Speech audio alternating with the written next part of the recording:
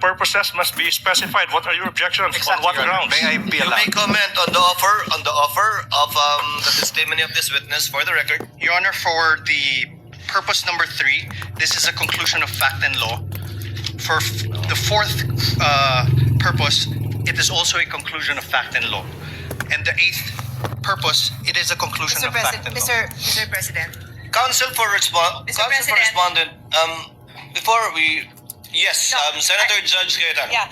Pia. I would just like the defense, when you say item number 3, can you repeat what it is? Because I'm trying to follow exactly what your objection is.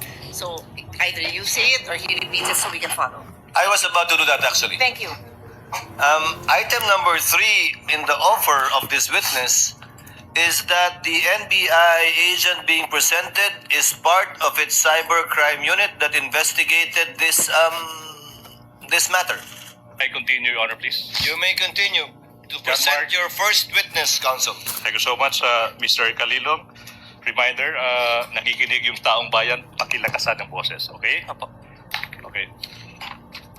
Mr. Witness, maaari bang sabihin mo ano yung pangalan, edad, at other personal circumstances? I am Senior Agent John Mark Calilong, a Filipino citizen, 31 years old, with office address at NBI PhilInvest Cyber Zone Bay City, Papagal Boulevard, Pasay City, sir. And Mr. Witness, reminder, you may answer in Filipino or Tagalog or Filipino or English, okay? Yes. Mr. Witness, what is your occupation, if any? Currently, nasa National Bureau of Investigation po ako. I'm an agent since 2021 and was recently assigned at Cyber Investigation and Assessment Center in April 2026. Okay, you said that you have been an agent of the NBI since 2021, pero you were recently assigned to the Cybercrime Investigation and Assessment Center of the NBI. Now, ano ba yung position mo before you were assigned to the Cybercrime Investigation and Assessment Center, kung meron man? In 2022, I was assigned at Digital Forensic Laboratory Division and in 2024 in Cybercrime Division, sir. Okay, now, you said that you were assigned to the Digital Forensics Laboratory Division in 2022. Now, yung tanong, ano ba yung mga naging primary duties and functions mo bilang ahente ng division na yan?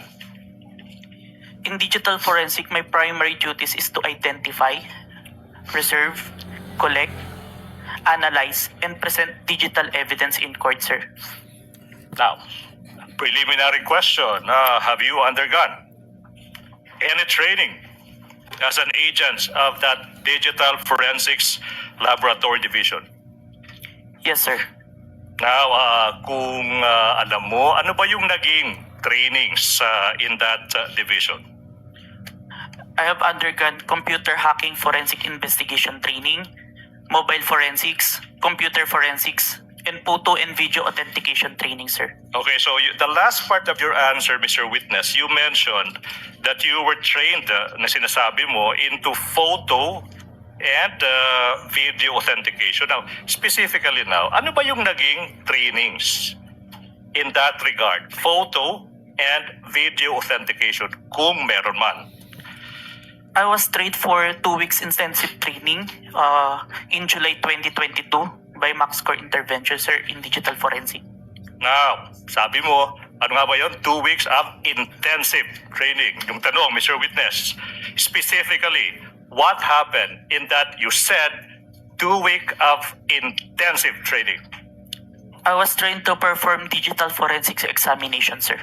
Now, Mr. Witness, you tell the public, what is the objective, if any? What is the objective, if any, if you know, of that digital forensic examination that you said you were trained to do? To present digital evidence, sir, admissible in court na ginawa ko na po multiple times.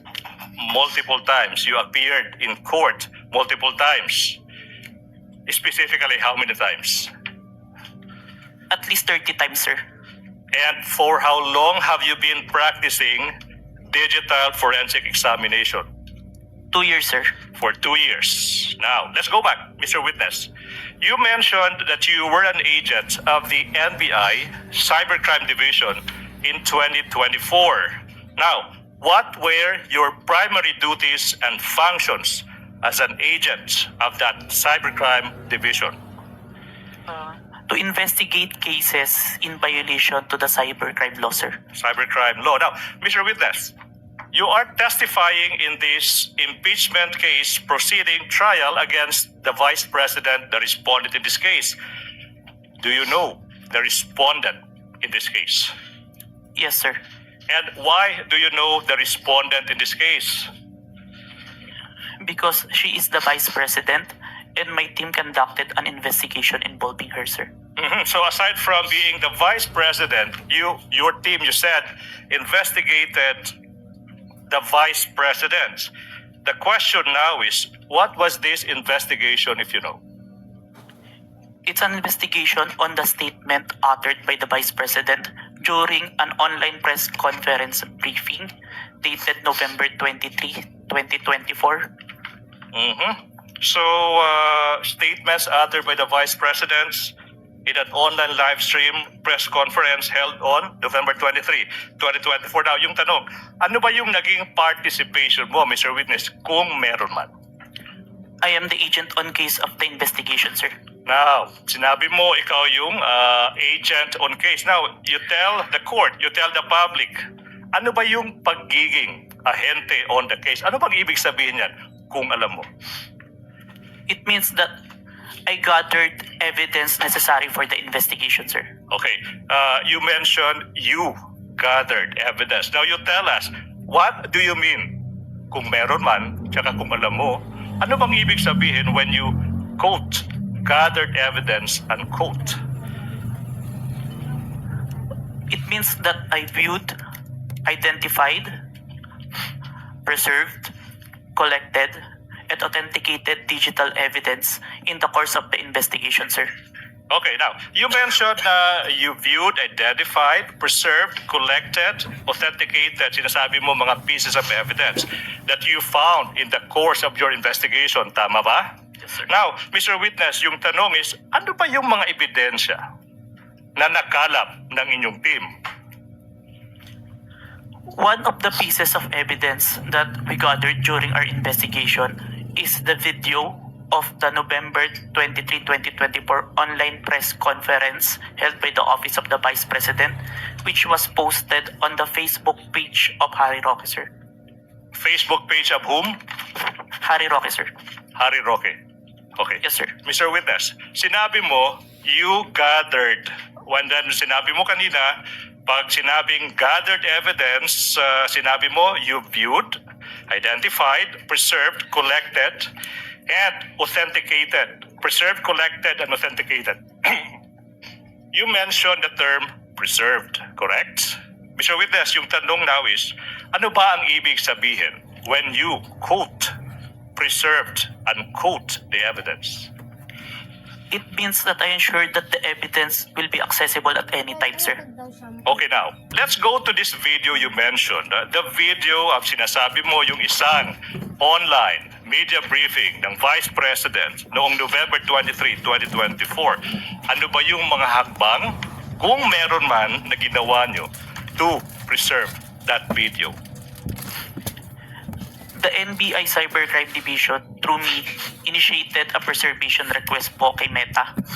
Okay, you initiated a preservation request to Meta. Now, sinabi mo kanina na live stream yung subject video sa isang Facebook page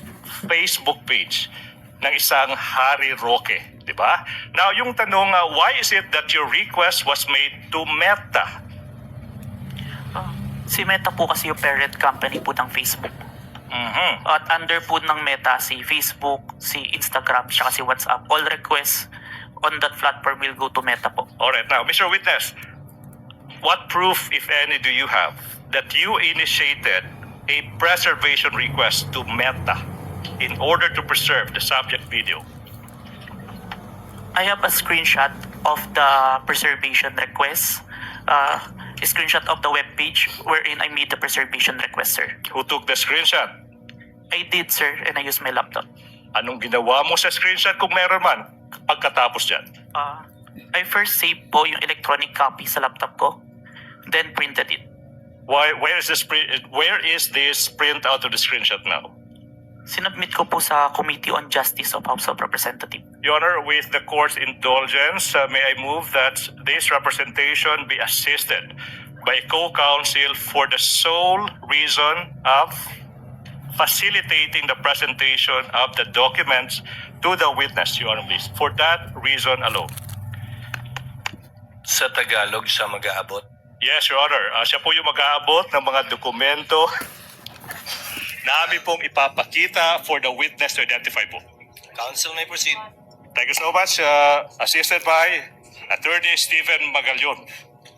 Now,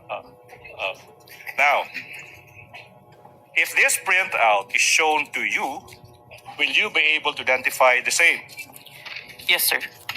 Now, we invite the defense to also peruse the document. Your Honor, may I request that one of our counsels be allowed to peruse the document? Yes, one of the Thank you. counsels for respondent. The prosecution's understanding that a photocopy is now the original, is now considered as an original. But to address the concerns of the defense, Your Honor, please, I move that we be allowed to present the original of the documents that was confronted, that the witness was confronted with. Sorry, it's a certified true copy of the affidavit of authentication, Your Honor, please. Without prejudice to the counsel for respondent viewing the same Yes. with respect to its certification. Affidavit of authentication of digital evidence dated January. This is the person who authenticated the documents. So there's no other person who is competent to testify as to the veracity of these documents other than the witness. Your Honor, please. that's only a So you do not conclusion, Your confirm. Honor. No, You Your do Honor, not please. confirm such an agreement during pre-trial. We do not confirm that, Your Honor, please. So, Chair would like to advise the parties. The court understands the exceptions to the original document rule and will so implement the rules in that regard.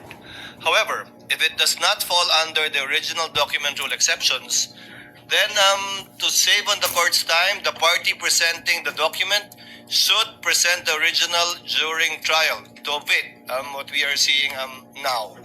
Perhaps in the next time you present a witness, counsel Yes, for the Your Honor, please. prosecutors and counsel for respondents. We proceed, Mr. Witness. Now, what action did you perform, if any, after you authenticated the subject video in relation to the investigation you conducted on the statements of the vice presidents? I first saved the video on my laptop and saved a copy of the video on a DVD and a flash drive. Okay, now, you mentioned that you saved a copy in a flash drive. Mr. Witness, kung yung flash drive ipapakita sa'yo, will you be able to identify the same? Objection, Yes, Your sir. Honor. We object. What is the objection of the counsel for The respondent? document identified by the by the witness was the photocopy, and the appended there's no flash drive, CD, or anything appended upon that. So there's nothing, no foundation for this question. I have to reply to that, Your Honor, please. This is And a reply, counsel for the prosecution. This is a non-issue. I asked the witness, what did he do after saving the video? And he said he saved it in a flash drive without referring to any document attached to the affidavit of authentication. Basis is laid, Your Honor, please. This is a non-issue.